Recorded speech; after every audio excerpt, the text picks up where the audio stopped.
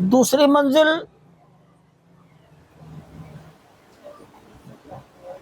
उसमें केवल कुछ काम बचा है, तो दरवाजे लगने का ही बचा है। वो कोई दूसरी मंजिल तो किसी के ऊपर जाने के लिए नहीं है, लेकिन तो भी उसमें दरवाजे लगने के बाद वो मंजिल पूर्ण है। दरवाजों का काम चल रहा है, कुछ फिनिशिंग बाकी है। लंबाई चौड़ाई का ट्रायल हो चुका है। फिनिशिंग के बाद केवल फिटिंग इतना बाकी है।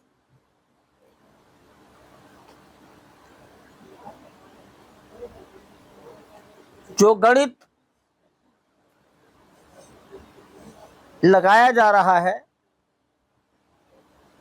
2-4-5% दाएं बाएं होकर वो सारी आकलन लगभग ठीक चल रहा है। 5% प्लस माइनस हो जाता है, कभी आगे कभी पीछे। वो कोई बहुत बड़े काम में ये बहुत महत्वपूर्ण बात नहीं है। 5 से 10% समय के अनुसार सब चल रहा है।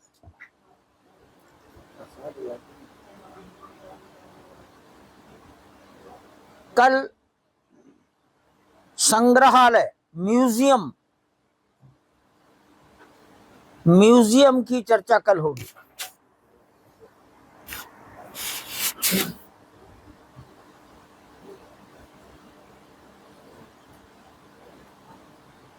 म्यूजियम में उत्तर प्रदेश पर्यटन विभाग की 4 गैलरी लगी हुई है। वो ऑपरेटिव स्टेज में है।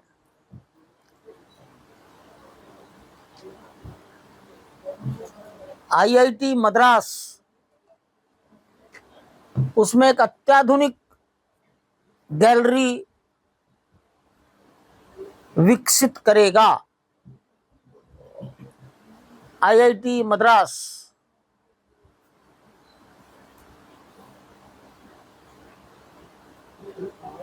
दिल्ली की या दिल्ली में एक संस्था काम करती है, संभवतः प्रधानमंत्री संग्रहालय में काम किया है उसने। उसको म्यूजियम का टेक्नोलॉजिकल पार्ट, तकनीकी भाग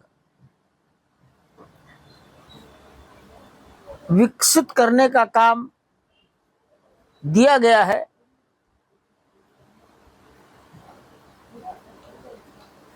और वो प्लान कर रहा है कौन सा काम डिजिटलाइज पद्धति से हो और अन्य किस प्रकार से कौन सा कार्य हो।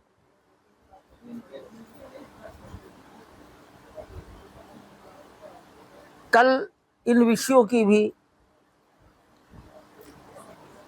विस्तृत चर्चा और समीक्षा संग्रहालय बिल्डिंग में ही होगी, जो संभवतः धर्म पथ पर है। राम की पैड़ी के किनारे है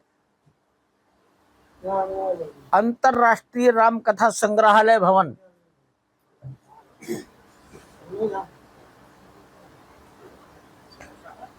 और ट्रस्ट की अगली मंदिर निर्माण समिति की अगली बैठक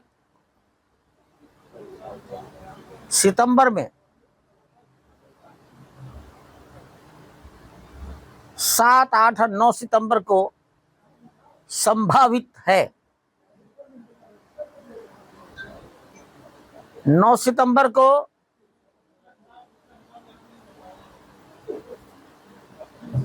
श्री राम जन्मभूमि तीर्थ क्षेत्र ट्रस्ट के ट्रस्टियों की बैठक भी है। सामान्यतः ट्रस्ट की बैठक श्री मणिराम दास छावनी में होती है और दोपहर 3 बजे से होती है। वह भी पुनरावृत्ति हो गई है और वो बैठक की जाएगी। मंदिर निर्माण समिति की नियमित होने वाली बैठक आज उसका दूसरा दिन था और 2 दिन की ये जो समीक्षा बैठक रिव्यू, इसमें लगभग ये सामने आ गई बात कि परकोटा के 6 मंदिर, शेषावतार मंदिर, इसमें दर्शन का प्रारंभ अक्टूबर में हो सकता है या हो जाएगा। जनता को, दर्शनार्थियों को जाने के रास्ते साफ हो जाएंगे, सभी बाधाएं दूर हो जाएंगी।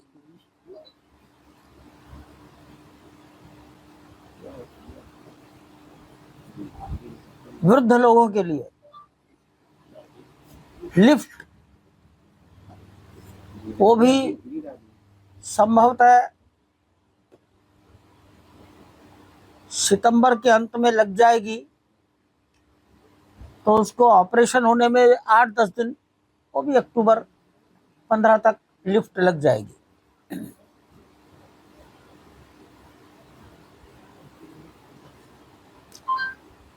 एक कठिनाई आती है विशेष रूप से गर्मियों में, जूता कहाँ रखना, पैर जलते हैं।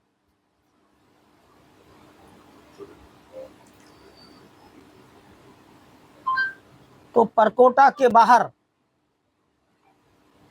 एक नया जूता घर, उसकी बिल्डिंग बन गई है। परकोटा के दक्षिणी पूर्वी कोने पर, परकोटा के बाहर दक्षिणी पूर्वी कोने पर, परकोटा के बाहर, उसमें 12,000 लोग एक साथ अपने जूते रख सकेंगे, जूते चप्पल। अर्थात अगर एक ट्रे या एक झोला 14 घंटे में 8 या 9 बार बदला गया, तो 12 × 8 = 96, 1 लाख लोग दिन भर में उसका उपयोग कर लेंगे। मंदिर में जूता पहनकर नहीं जाएंगे, लेकिन निकटतम स्थान तक जूता पहनकर जा सकते हैं, उतारेंगे, मंदिर में प्रवेश करेंगे, दर्शन करके बाहर आएंगे, जूता पहनकर कुबेर टीला, सप्तमंडप, इन सब का दर्शन भ्रमण कर सकेंगे। तो इतनी कैपेसिटी का जूता घर ये बन रहा है। आज लगभग संख्या आ गई कि 12,000 लोग एक साथ अपना सामान वहाँ रख सकते हैं। और एक झोला, कई बार 4 लोगों की टोली आई तो एक ही झोले में 4 लोग अपना जूता रख देंगे, तो इससे संख्या बढ़ जाएगी। यानी दिन भर में 1 लाख लोग अगर आए तो अपना जूता रख सकते हैं।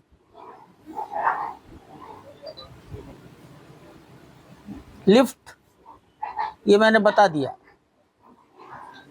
सभी परकोटे के मंदिरों में दर्शन नहीं, नवंबर के कोशिश कर रहे हैं पहले ही हो जाए। LNT भी कह रही है कि हम 15 अक्टूबर तक प्रारंभ कर सकते हैं, कर देंगे, कर सकते हैं। निर्माण कार्य में 2-4 दिन दाएं बाएं हो जाता है, 8 दिन भी कोई खराब नहीं लगते।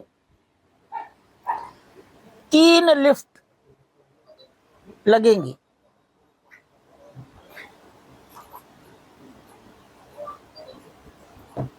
उत्तर दिशा में 1, उत्तर दिशा में 2 और पश्चिम दिशा में 1।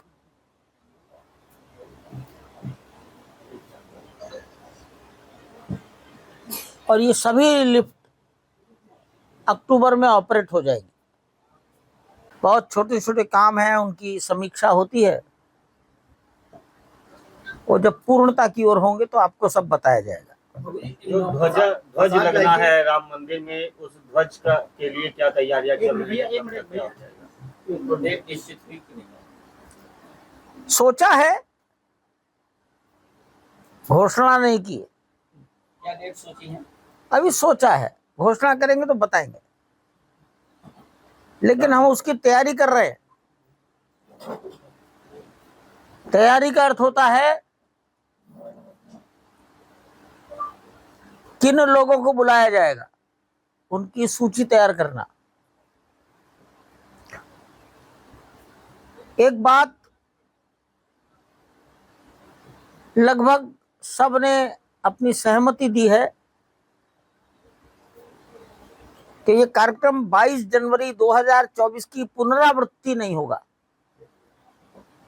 अर्थात देश के सभी क्षेत्रों के ख्यातिनाम लोग बुलाए गए थे। इस बार विचार है कार्यक्रम अयोध्या केंद्रित,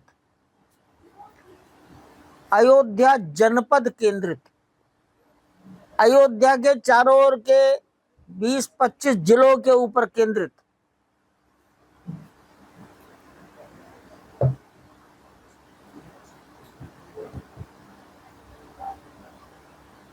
ये कार्यक्रम होना चाहिए, और जब कार्यक्रम हो जाएगा और हम ये बताएंगे कि हमने इस कार्यक्रम में किन किन को बुलाया, तो 22 जनवरी का इतिहास, ऐसे ही इस कार्यक्रम को भी यूनिक माना जाएगा, हिस्टोरिक माना जाएगा। क्या प्रधानमंत्री जी के आने की संभावना है? अभी मैं कह रहा हूँ सब चर्चा के अंतर्गत है। जी, कितना अभी तक लगा मंदिर निर्माण में? क्या कुछ आया गया, कुछ पैसे कितने आए? सामान्यतः एक ही शब्द है, ध्वजारोहण।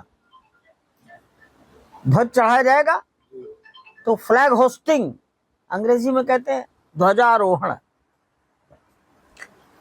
और जी, कितना खर्चा अभी तक मंदिर का है निर्माण में? मालूम नहीं रात तक कितना हुआ, रात दिन भर में कितना हुआ, और जब तक मैं बताऊंगा तब तक हो सकता है एक आध बिल और पेमेंट पड़ा हो। कुबेर टीला और में भी अक्टूबर में कुबेर टीला में अभी भी दर्शन होते हैं। हाँ, मार्ग ठीक नहीं है तो विशेष रूप से ले जाया जाता है। सप्त मंडप में हम तभी भेजेंगे जब सड़क आदि ठीक बन जाएगी। सप्त मंडप तैयार हो गए। ये दोनों दर्शन आम श्रद्धालुओं के लिए होंगे? आम श्रद्धालुओं के लिए। अब देखना ये है अनुशासन और व्यवस्था कैसे बनी रहेगी। जैसा मैंने कहा, इतना अधिक अंदर फैलाव ना हो जाए कि सूर्यास्त के बाद कोने कोने को सिपाहियों को छानना पड़े कौन कहाँ छिपा है। सेना के लोग इसको कहते हैं कॉम्बिंग ऑपरेशन, तो रोज ये कॉम्बिंग ना करना पड़े। अभी इसका अध्ययन करना बाकी है। लोग व्यवस्था का पालन करेंगे कि कहीं छिप कर बैठ जाएंगे। 10 एकड़ में पंचवटी,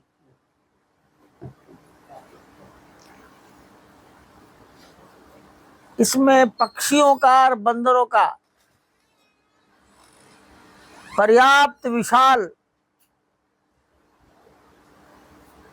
एक जल तालाब,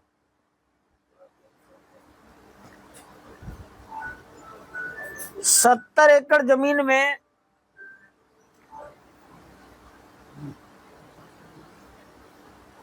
30 एकड़ जमीन में केवल हरियाली होगी। हरियाली, मिट्टी, पेड़ पौधे।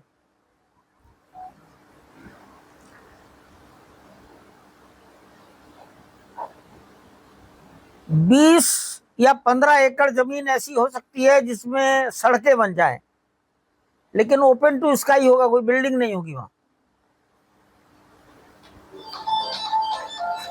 तो 30 और 15 45, तो 70 एकड़ में 20 से 25 एकड़ जमीन ऐसी बचेगी जहां कोई बिल्डिंग खड़ी है, मंदिर खड़ा है। अन्यथा 50 एकड़ जमीन, उसको अंग्रेजी में कहूंगा ओपन टू स्काई, और 50 में से 30 एकड़ केवल हरियाली, वहां सड़क भी नहीं होगी। सड़क है तो भी आकाश के लिए खुली है, वो वहां सफोकेशन नहीं है। तो ये भी एक गणित आ गया है 2 दिन में। धन्यवाद। प्रेजेंटेशन आज हुआ, लगभग 2 घंटे लगे। 3 संस्थाओं ने अपनी तैयारी दिखाई, स्क्रीन पर दिखाई।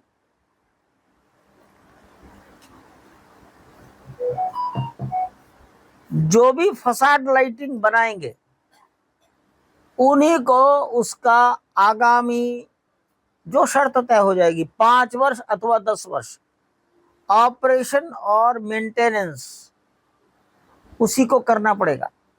कोई दोष पैदा होता है उन्हीं को सुधार करना होगा, ऑपरेशन एंड मेंटेनेंस।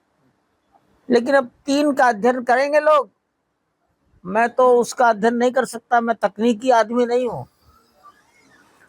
लेकिन 3 के बारे में पर्याप्त निर्णय चर्चा हो गई है। अब जैसा भी निर्णय इंजीनियर्स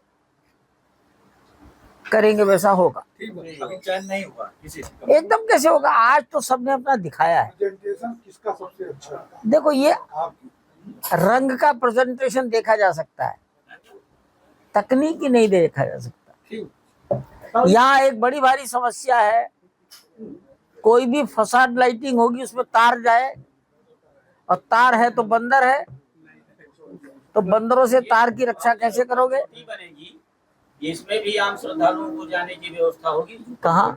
जो पंचवटी हरियाली रहेगी 30 एकड़ में। अब अगर बंदरों का आक्रमण सहने की क्षमता है तो जाए, हमारा क्या। बंदर काट लेगा तो रिपोर्ट नहीं लिखी जा सकती।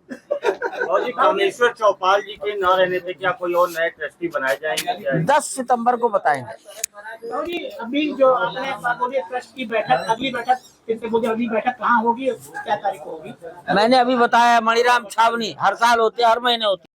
अगर आप ये वीडियो YouTube पर देख रहे हैं तो हमारे चैनल को सब्सक्राइब कर बेल आइकन दबाएं, और Facebook पर देख रहे हैं तो हमारे पेज को लाइक करें।